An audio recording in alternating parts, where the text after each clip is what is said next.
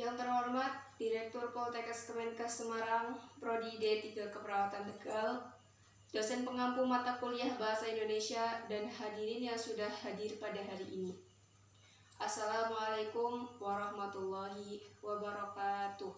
Waalaikumsalam warahmatullahi wabarakatuh. Pada kesempatan yang berbahagia ini, marilah kita panjatkan puja dan puji syukur kita kehadirat Tuhan Yang Maha Esa, karena telah memberikan limpahan berkah serta karunia-Nya sehingga kita semua bisa berkumpul pada hari ini.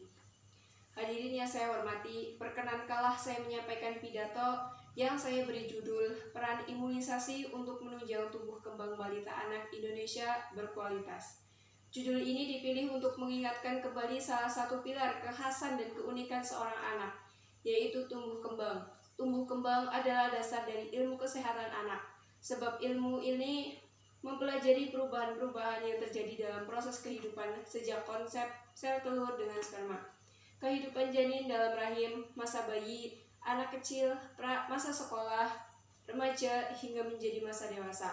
Ilmu ini dipelajari agar seorang anak dapat tumbuh dan berkembang melalui tahap-tahap pertumbuhan dan perkembangan, baik fisik, mental, emosi, dan sosial sesuai dengan potensi yang dimilikinya, agar menjadi manusia dewasa yang berguna bagi diri dan lingkungannya.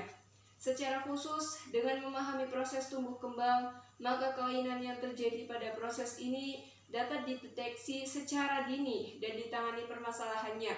Suganda 2022.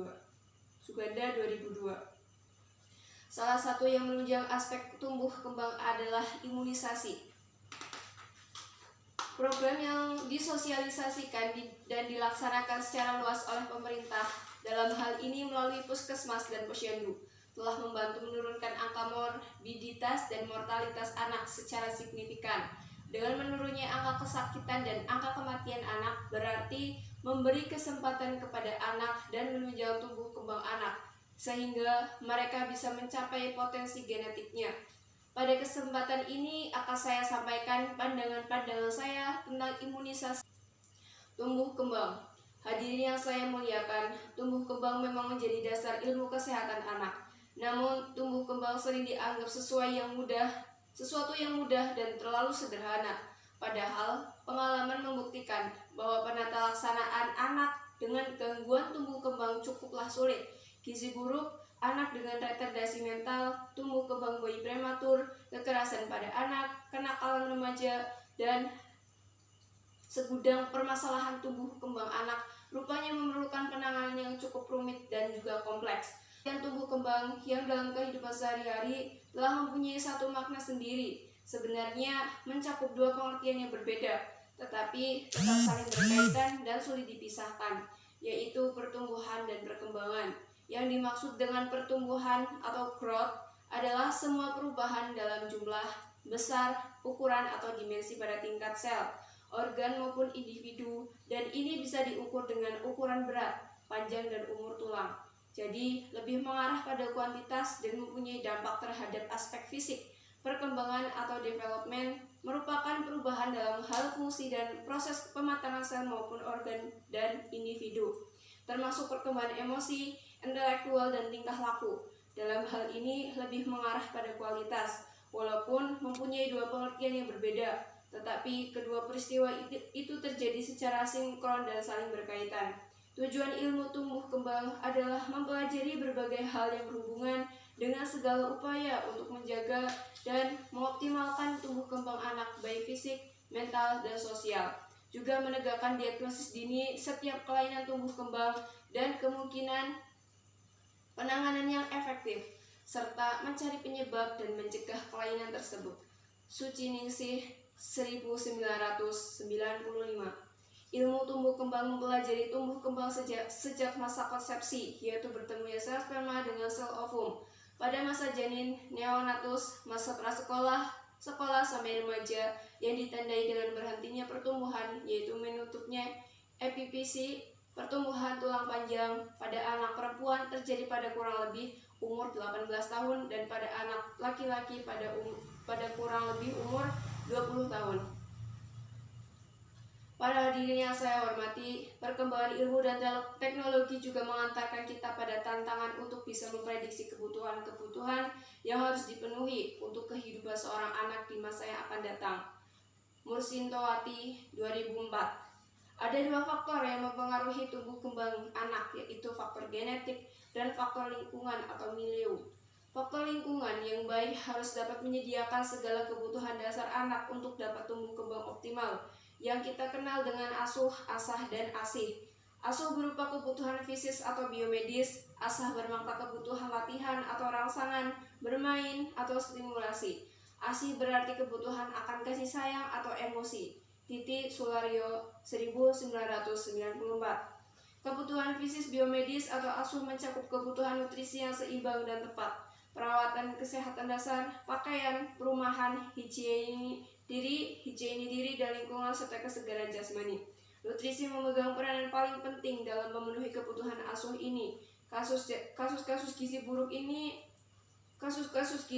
buruk di negeri kita tercinta ini menjadi bukti bahwa permasalahan nutrisi ini masih menjadi kendala di sebagian masyarakat kita. Namun yang tidak kalah penting juga adalah perawatan kesehatan dasar, yang termasuk di dalamnya adalah imunisasi dalam usaha pencegahan morbiditas dan pada anak yang lainnya.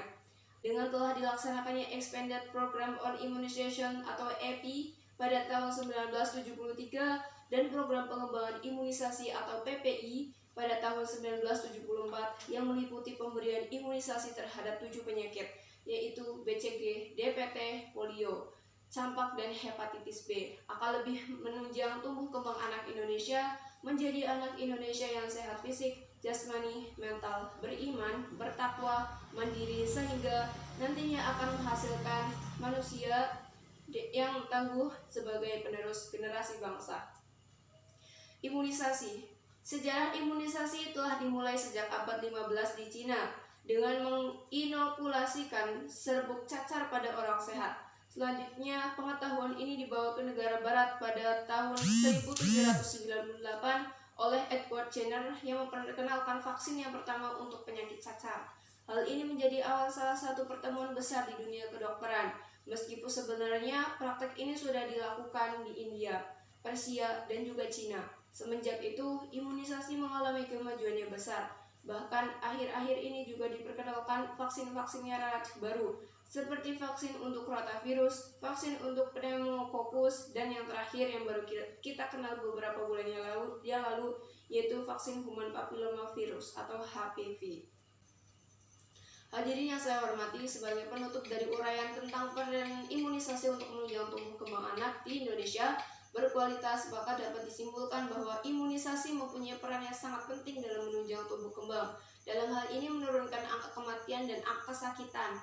Namun masih ada kendala yang cukup menghambat peran imunisasi, yaitu masih rendahnya angka cakupannya dicapai dibandingkan dengan angka cakupannya seharusnya, sehingga manfaat imunisasi kurang bermakna. Untuk mengatasi kendala tersebut, berbagai usaha telah dilakukan Departemen Kesehatan berupa Pekan Imunisasi Nasional atau PIN, Bulan Imunisasi Anak Sekolah atau BIAS, serta beberapa kegiatan tambahan lainnya.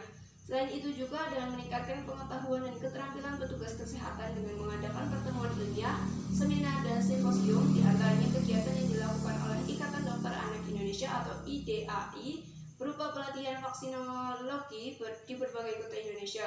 Dengan berbagai kegiatan tersebut diharapkan angka cakupan imunisasi di Indonesia dapat ditingkatkan sehingga kita bisa mendapatkan manfaat imunisasi semaksimal mungkin. Akhirnya, pada hadirin yang telah memberikan perhatian dengan sabar mendengarkan pidato ini, saya sampaikan ucapan terima kasih dan penghargaan atas kesediaannya meluangkan waktu yang sangat berharga menghadiri acara ini. Saya sampaikan juga permintaan maaf bila terdapat hal-hal yang kurang berkenan. Semoga Tuhan Yang Maha Esa senantiasa melimpahkan rahmat dan karunia-Nya kepada kita semua.